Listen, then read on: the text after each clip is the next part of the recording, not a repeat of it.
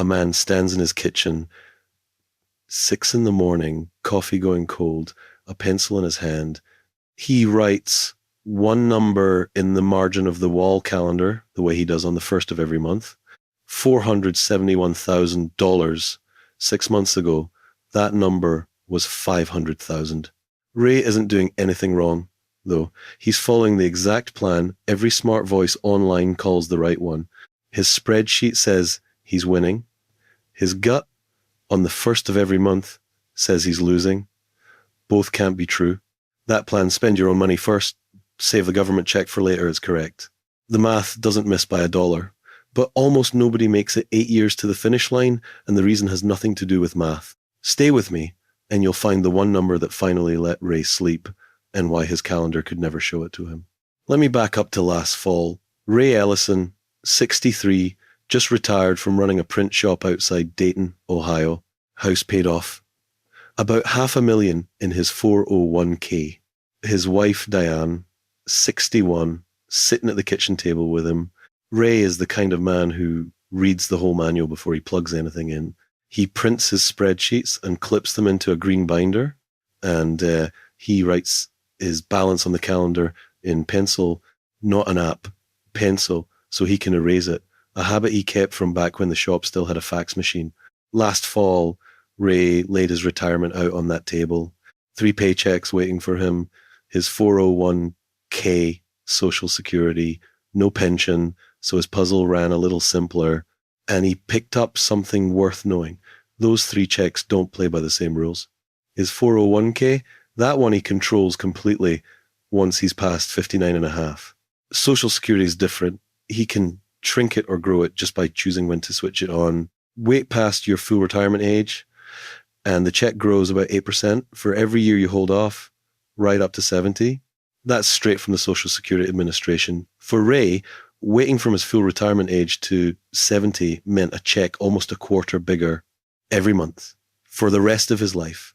And Diane's life, if he went first, Ray underlined that part twice. So he built the smart plan, live off the 401k from 63 to 70. In those low-income years, quietly move money from his traditional IRA into a Roth while his tax bracket sat low. Then at 70, flip Social Security on at its highest setting with a smaller IRA behind it so the forced withdrawals stayed gentle. He even understood the elegant part.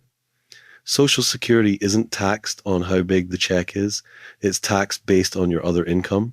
Pull from the 401k before Social Security is switched on, and there's nothing for it to drag onto your tax return yet. Clean, Ray nodded at his own spreadsheet. Smart. By New Year's, the green binder was full, neat, and correct. He'd solved a problem most people don't even know exists. He felt ready.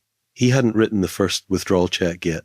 January, Ray moved his first withdrawal out of the 401k to live on. The spreadsheet said, right on schedule. He opened his banking app, looked at the new balance, and something in his chest tightened that no piece of paper had warned him about. 1st of February, he stood at the calendar with his pencil, erased last month's number, wrote the new one, lower, 1st of March, lower again, 500,000, then 485,000, then 471,000. The spreadsheet had told him this would happen, to be fair. It even had a name for the pace he was allowed to spend. A safe, sustainable rate, the number that's supposed to keep the tank from running dry. But a spreadsheet isn't what Ray looked at 6 a.m. He looked at the calendar margin, and the calendar margin only knew one direction, down. Diane asked if he was okay. Fine, he said. It's the plan. Then he lay awake, doing the math again. What got to him wasn't fear of running out. Not really. The spreadsheet swore the money would last. What scared him was the feeling of watching it shrink. Every 1st of the month, that drop hurt more than the bigger check waiting at 70 ever felt good. Because 70 was far away and blurry, the pencil number was right here. Tonight, in his own handwriting. By March, Ray was one click from switching Social Security on early, not because the math changed. The math hadn't moved an inch. He wanted to do it so the calendar margin would stop going down, so a check would flow in and fill the hole. So he could sleep. He didn't click, but he had the enrollment page open. The cursor was sitting on the button, and that's the moment worth slowing down for.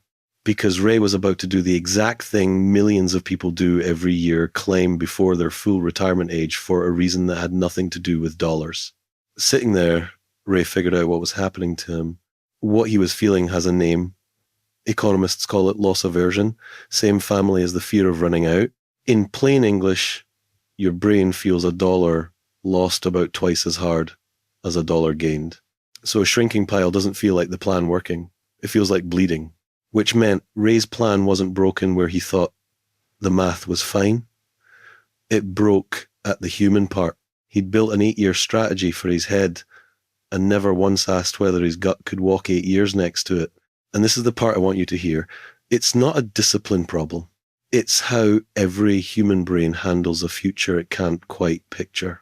Naming the trap is how Ray got his hands back on the wheel. So he didn't click the button, he opened the green binder instead. And for the first time, he wrote a line that wasn't a balance. He wrote down, on purpose, exactly how much he'd pull each year, exactly what would be left at 70, and exactly how big the Social Security check would come in to replace it. He turned watch it shrink into know where it lands and know where it stops. A fear with a shape stops screaming. One more thing he understood that night, calmer now. His clean order really was smart. While Social Security's off, there's nothing to pull onto the tax return. That window is real. And it matters because about half of people on Social Security end up paying income tax on their benefits. That's the Congressional Budget Office. Once your combined income climbs past $25,000, single, $32,000 married. Thresholds written back in the 1980s and never raised for inflation since. But that number wasn't what kept Ray awake. The calendar margin was Ray closed the enrollment page. He didn't claim early, but he understood something the spreadsheet never could. The most perfect plan on earth saves nobody if they quit in year 2. The real question was never which order is optimal. It was, how do you actually walk the right order without breaking down halfway? What Ray changed wasn't the plan. The plan was right. He changed how he lived next to it. He built what I'd call a sleep well fence. He carved off about 2 to 3 years of spending into plain cash, set aside so the calendar margin had a floor it couldn't drop below. The spreadsheet didn't need that money sitting there. His gut did. Fair trade. Then he wrote the fear down as a number. Now, next to the pencil balance on the first of the month, there's a second figure, the expected bottom for that month, worked out ahead of time. When the real number matches the expected one, Ray exhales. The plan's working. Now he can see it, not just take it on faith. And on the Roth conversions, he backed off. He stopped trying to max out. He picked a ceiling each year and stayed under it, under the next tax bracket, under the Medicare cliff, under the line that would cost him the new senior deduction, because those cliffs are real, and Ray did the homework. IRMAA, the Medicare surcharge, looks back at your income from 2 years ago.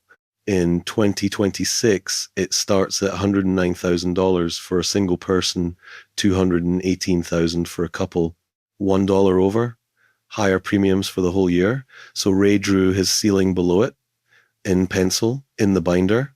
That new $6,000 senior deduction everyone's talking about, it starts fading once your income passes $75,000 single, $150,000 married. And the Tax Policy Center figures fewer than half of older adults get much from it at all.